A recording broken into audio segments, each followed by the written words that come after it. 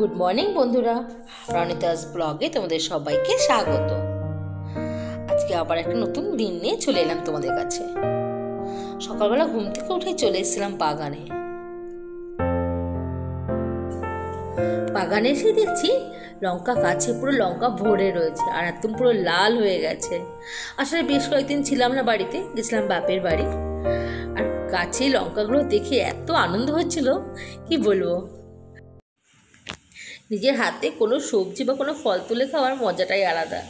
দেখো, তোমাদের সঙ্গে কথা বলতে বলতে লঙ্কা তুলে চলে এলাম আর বেশ অনেকগুলি লঙ্কা পেয়েছি। চলে এলাম রান্নাঘরে মেয়ের টিফিন তৈরি করতে, আবার সেই পুরানো রুটিনে ফিরে আসা।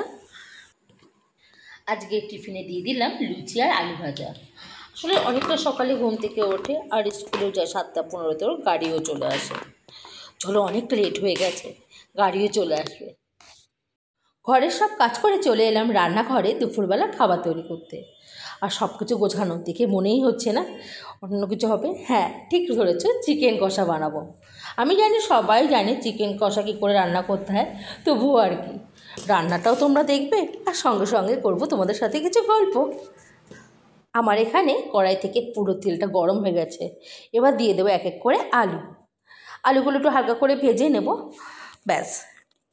চলো, তোমাদের সঙ্গে ভাজতে ভাজতে একটু গল্প করি। আসলে আমি এখানে থাকি, আমি আর আমার মেয়ে একা বর্ধমানে। ও না, সঙ্গে আছে আমার ছোট ছানা, তার কথা তো ভুললে হবে না। সে আমার সব সময়ের সাথী। ও যদি সত্যি সত্যি আমার সঙ্গে না থাকতো, বড্ড একা একা ফিল হতো আমার। চলো, এবার আলুটাও ভাজা হয়েছে, দিয়ে দিলাম একটু হলুদ। আসলে আমরা ছিলাম আগে বোকারো, এবার তারপরে বর্ধমানে এলাম। বর্ধমানে আসার কিছুদিন পরে হাজব্যান্ড ট্রান্সফার হয়ে গেল হাজারিবাগে।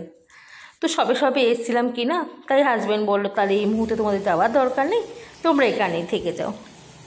এবার আমি গোটা গরম মশলাগুলোকেও রেডি করে রেখেছিলাম, আলু ভাজার মধ্যে দিয়ে দেবো গোটা গরম মশলাগুলো। এবার আমি দিয়ে দিলাম কড়াইতে গোটা গরম মশলাগুলো। তারপর আর কি, আজকে প্রায় 2 বছর আমার এখানে একা একা থাকা। কখনো কখনো ভালো লাগে, কিন্তু কখনো বড্ড একা মনে হয়। আসলে সবার সঙ্গে ছোটো থেকেই আমরা থেকে অভ্যাস কি না। তারপরে যখন বিয়ের পরে চলে যাই ভাইজ্যাগে, সেখানে গিয়েও বেশ সবাইকে পেয়েছিলাম, অনেক বৌদি, বেশ আড্ডা, ভালোই গল্প হতো আর কখনো একা মনে হতো না। কিন্তু এখানে আসার পর বড্ড একা মনে হয়। আর আলুগুলো এবার ভাজা ভাজা হয়ে গেছে, এবার দিয়ে দেবো কুচি করে রাখা পেঁয়াজ, টমেটো। আর এই দেখতে পাচ্ছ লঙ্কাগুলো, এগুলো কিন্তু আমার গাছের লঙ্কা। এবার দিয়ে দেবো পেঁয়াজটা একটু ভালো করে ভাজা হওয়ার পরে দিয়ে দেবো টমেটোটা আর লঙ্কা। একা একা থাকা, মেয়ে চলে যেত সকালবেলা, আসে সেই দুপুরে, আর অতটা টাইম পুরো একা কাটানো, শুধু রান্না করা আর ছোটো ছানার সঙ্গে একটু খেলাধুলা। তখন হাজব্যান্ড বললো, তুমি কেন ইউটিউব করছো না? ইউটিউব তো করতেই পারো নিজের টাইম পাসের জন্য। অনেকবার ভাবলাম যে লজ্জাও লাগে, তারপরে ভাবলাম আমি তো নিজে করতেই পারি। কে পছন্দ করলো বা কেউ নাই বা করলো, আমার নিজের ভালো লাগা, কোথাও গিয়ে আমার এই স্মৃতিগুলো থেকে তো যাবে।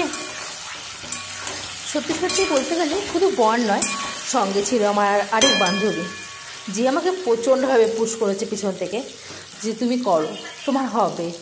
আরে নিজের জন্য, নিজের টাইম পাসের জন্য ব্যাস শুরু করে দিলাম এই নতুন পথ চলা।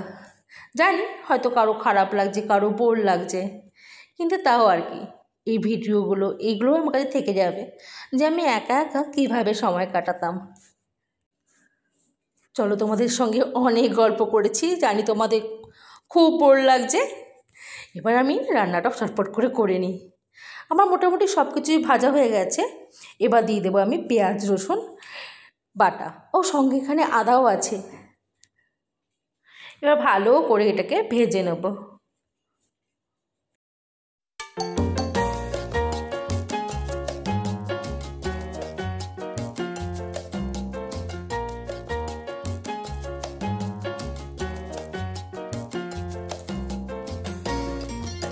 একটু ভালো করে ভাজা হয়, তারপরে দিয়ে দেবো এর ভেতরে একটু চিনি।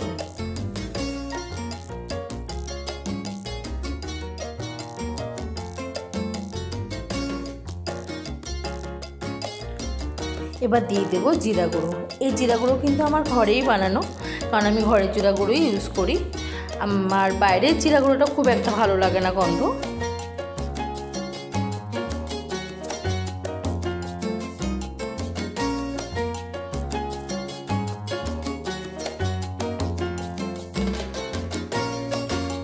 এরপর দিয়ে দেবো এর ভেতরে মাংসটা। আর মাংসর মধ্যে যেহেতু আমি আগে থেকেই হলুদ, লঙ্কার গুঁড়ো, একটু জিরা গুঁড়ো আর গরম মশলা দিয়ে রেখেছি, তাই আমি আলাদা করে দিলাম না, এর ভেতরে একবারে মাখানোই রয়েছে।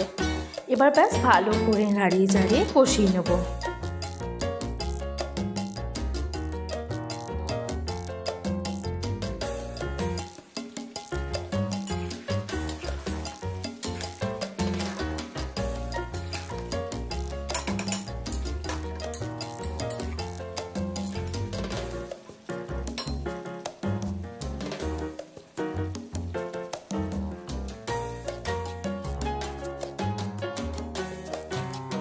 কষে গেছিলো, এরপরে আমি এর মধ্যে মিশিয়ে দিলাম গরম জল।